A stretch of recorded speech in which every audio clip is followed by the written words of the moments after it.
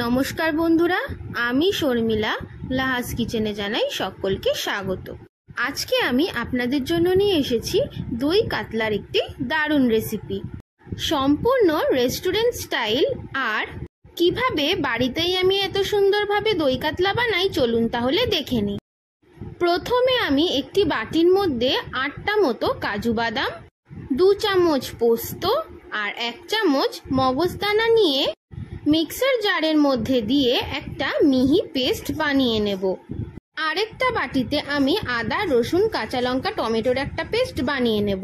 2টো বড় সাইজের পেঁয়াজ কুচি কুচি করে কেটে রাখবো বেরেস্তার জন্য। নিয়ে নেব 100 গ্রাম মতো টক দই। এরপর কাতলা মাছের পিসে আমি 1 চামচ পরিমাণে নুন খুব ভালোভাবে মাখিয়ে নেব।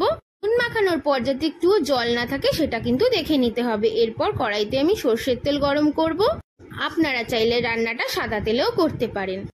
তেল গরম করে আগে যে বেরেস্তার জন্য পেঁয়াজটা কুচিয়ে রেখেছিলাম, সেই পেঁয়াজটা আমি তেলের মধ্যে দিয়ে খুব ভালো করে ভেজে বেরেস্তা আকারে বানিয়ে নেব।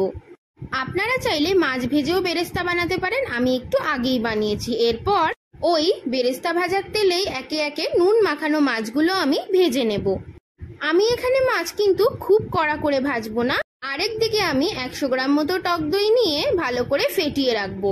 আর যে বেরেস্তাটা বানিয়ে রেখেছিলাম সেটা ওই টক দইয়ের মধ্যে খুব ভালো করে মিশিয়ে নেব। বেরেস্তা আর টক দই কিন্তু খুব ভালো করে একটি চামচের সাহায্যে মিক্স করে নিতে হবে। এরপর আমি ভাজা মাছগুলো এক এক করে তুলে নেব। দেখতেই পাচ্ছেন আমি কিন্তু খুব কড়া করে মাছগুলো ভাজিনি। মিনিমাম যেটুকুনি ভাজার দরকার ঠিক সেইটুকুই কিন্তু আমি ভেজেছি।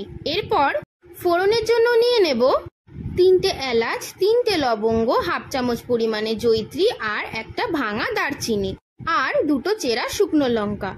ফোড়ন দেওয়ার পর আমি যে আগে থেকে আদা রসুন বাটার পেস্ট করে রেখেছিলাম সেটা দিয়ে দেব। আর তারপরেই দিয়ে দেব কাজু, পোস্ত আর মগজদানার পেস্টটা। সব পেস্টগুলো আমি খুন্তির সাহায্যে খুব ভালোভাবে কড়াইতে আমি নাড়াচাড়া করে নেব যতক্ষণ না তেল ছেড়ে আসছে। তেল একটুখানি ছেড়ে এলেই আমি যে টক দইয়ের সাথে বেরেস্তা মাখিয়ে রেখেছিলাম সেটাও দিয়ে দেব। আর দিয়ে দেব কয়েকটা চেরা কাঁচা লঙ্কা। দেখুন কত সুন্দর কষে তেল ছেড়ে এসছে। এই সময় আমি দিয়ে দেব 1 চামচ জিরের গুঁড়ো, 1 চামচ ধনের গুঁড়ো আর 1 চামচ শাহি গরম মশলা গুঁড়ো। গুঁড়ো মশলাগুলোও কিন্তু খুব ভালো করে কষে নিতে হবে।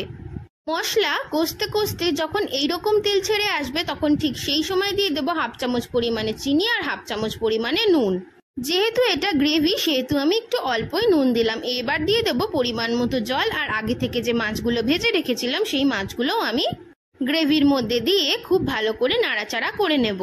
নাড়াচাড়া করে আমি এইবার ঢাকনা চাপা দিয়ে দমে দিয়ে দেব। ঢাকনা খুললেই কিন্তু রেডি আমাদের একদম রেস্টুরেন্ট স্টাইল বা অনুষ্ঠান বাড়ির মতো বা ঘরেই তৈরি করা চটজলদি দই কাতলা।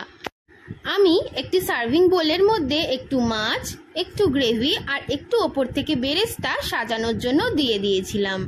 এইরকম ভাবে দই কাতলা যদি আপনি কাউকে পরিবেশন করে দেন তাহলে কিন্তু সে সত্যিই ধন্য ধন্য করবে।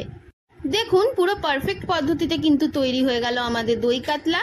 খুব সহজেই কিন্তু এই রান্না আমরা বাড়িতেই তৈরি করতে পারি। আমার এই পদ্ধতি ফলো করে যদি আপনারা বাড়িতেই তৈরি করতে পারেন এত সুন্দর দই কাতলা, তাহলে কিন্তু বাইরে যাওয়ার কোনো দরকার নেই, ঘরেই বানিয়ে ফেলতে পারেন এত সুন্দর রেস্টুরেন্ট স্টাইল দই কাতলা। আমার আজকের এই দই কাতলার রেসিপি কেমন লাগলো সবাই কিন্তু কমেন্টস করে জানাবেন। আর লাইক শেয়ার করতে কিন্তু একদম ভুলবেন না। এইরকমই আরো নতুন নতুন রেসিপি দেখার জন্য অবশ্যই কিন্তু সাবস্ক্রাইব করে নিতে হবে লাহাস কিচেন চ্যানেলকে। সাবস্ক্রাইব করা খুব সোজা, চলে যেতে হবে ইউটিউবে আর সার্চ করে নিতে হবে লাহাস কিচেনকে। লাহাস কিচেনকে সাবস্ক্রাইব করে বেল নোটিফিকেশনটাকে অলে করে অন করে দিতে হবে। আর সাবস্ক্রাইব করে হয়ে যেতে হবে আমার ছোট্ট পরিবারের সদস্য। আর যারা আগে থেকেই আমার ভিডিও ইউটিউব থেকে দেখছেন তারাও কিন্তু অবশ্যই আমার চ্যানেলটিকে সাবস্ক্রাইব করে দেবেন। আজকের দই কাতলা রেসিপি এইটুকুই। দেখা হচ্ছে আরেকটি নতুন রেসিপি নিয়ে। সবাই কিন্তু খুব ভালো থাকবেন, সুস্থ থাকবেন। আজকের মতো এইটুকুই, টাটা।